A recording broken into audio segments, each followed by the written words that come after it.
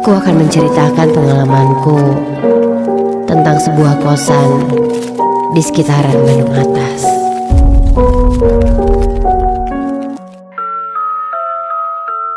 Dekat dengan sebuah kampus di Bandung. Jika dilihat untuk saat ini, memang jalannya sudah cukup ramai. Akan tetapi, di jalan itu ternyata ada juga sederet kosan yang hanya terdiri dari beberapa bangunan yang terpisahkan oleh lahan-lahan kosong.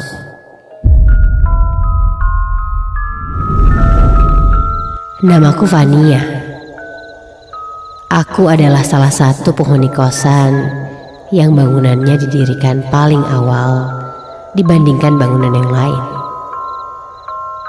Aku mulai menempati kosan itu pada tahun 2018. Awalnya, aku merasa baik-baik saja dengan kondisi lingkungan sekitar. Namun, aku merasakan banyaknya keanehan dari situasi tersebut sejak 6 bulan berada di kosan itu. Sampailah hingga saat itu.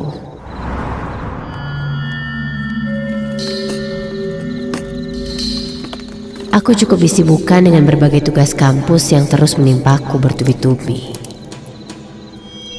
Tak jarang, aku harus bergadang untuk menyelesaikannya.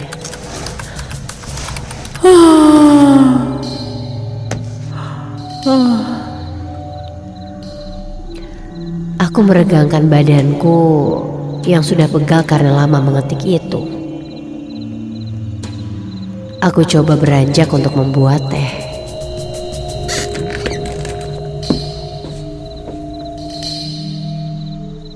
Kutuangkan teh ke dalam gelas, lalu aku seduh. Aku pun kembali duduk, mencoba berkonsentrasi lagi pada tugas yang sedang kukerjakan itu.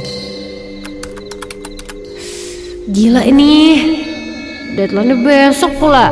Duh, gadang lagi deh ini. Tugas itu deadline-nya akan dikumpulkan hari esok. Jadi, aku terpaksa begadang lagi pada malam itu. Kulihat jam menunjukkan pukul 11 malam lebih. Dan suasana kosan terasa sangat sepi. Hingga tak lama kemudian, tanpa ada suara apa-apa, tiba-tiba terdengar bunyi ketukan di pintu kamarku. Hah? Aneh. Siapa tuh malam-malam gini? Gak kedengaran juga suara orang jalan. Atau apa tiba-tiba ada yang mengetuk pintu?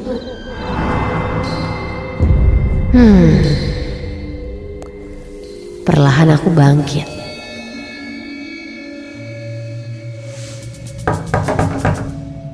Suara ketukan itu masih terdengar pelan. Aku beranikan diri membuka pintu. Dan ketika aku buka pintu itu,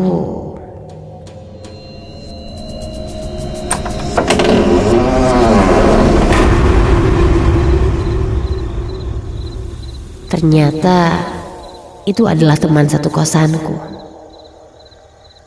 Rachel namanya.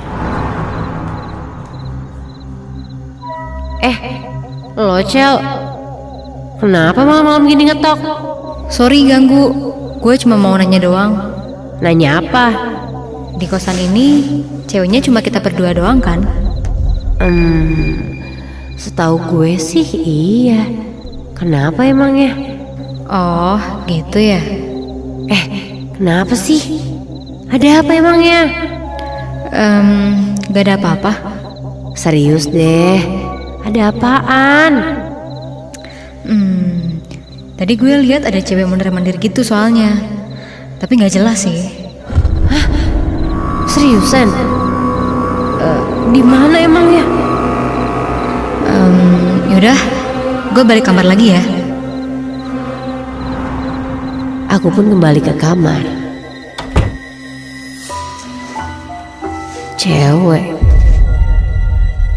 Siapa ya? Seingatku, di kosan ini memang hanya aku dan Rachel saja penghuni cewek. Dan yang tinggal pun baru 4 orang. Aku, Rachel, dan 2 cowok lainnya. Dan kebetulan mereka berdua sedang pulang kampung. Jadi sekarang hanya ada aku dan Rachel saja di kosan itu. Pada malam hari itu, keadaan di sekitar lingkungan kosan bisa dikatakan sepi. Memang agak aneh sih kalau Rachel melihat perempuan mondar-mandir. Aku pun melanjutkan mengerjakan tugasku. Hingga sekitar jam 12 malam, aku hendak pergi ke toilet untuk mencuci muka. Karena keadaan aku mulai mengantuk. Kamar mandi kosanku itu berada di luar kamar. Jadi aku harus berjalan keluar kamar.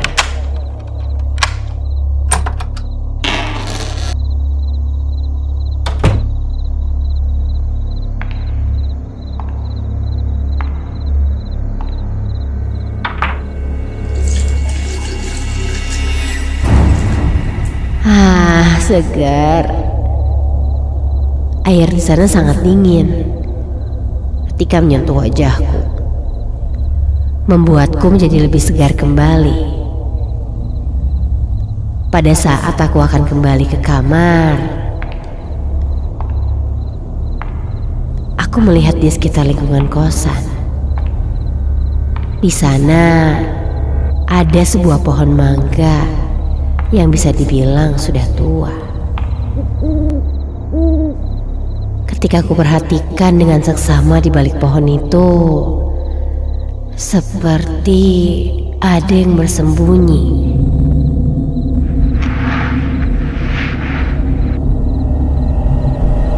Sosok itu seakan sedang mengintip pencuri-curi pandang padaku. Dan apa itu? Terlihat ada sosok wanita yang berambut panjang pirang, berpakaian putih. Wajahnya terlihat asing seperti bukan orang pribumi. Aku pun perlahan mendekatinya. Dan astaga!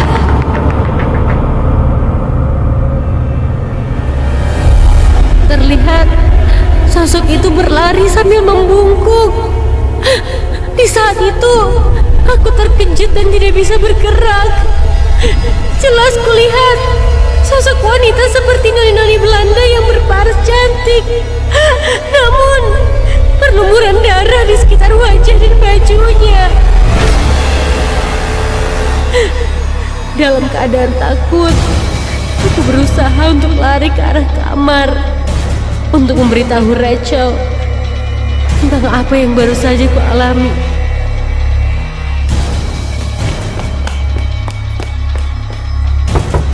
Cel, buka Cel. Namun Rachel tak kunjung keluar juga. Dan tiba-tiba terdengar suara tangisan.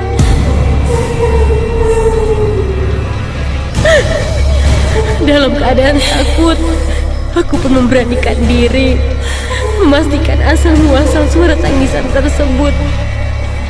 Dan ketika kulihat, astaga! Kulihat sosok seorang noni Belanda tergantung di pohon mangga itu dengan penuh darah. Bajunya yang putih berubah menjadi berwarna merah karena darah. Lantas aku pun beralih keluar dari kosan itu sampai aku menabrak seseorang. Dan ketika kulihat, loh, itu Rachel. Ya, Rachel yang baru saja pulang. Sejak tadi ternyata tidak ada Rachel di kosanku, dan aku hanya sendiri saja.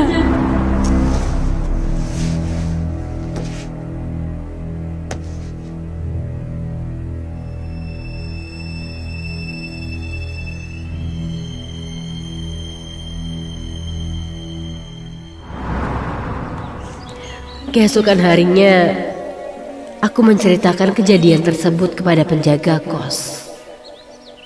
Ternyata yang menceritakan hal misterius tersebut bukan hanya aku sendiri, tapi hampir semua penghuni kos yang pada malam itu sedang berada di dalam lingkungan tempat kosku ini.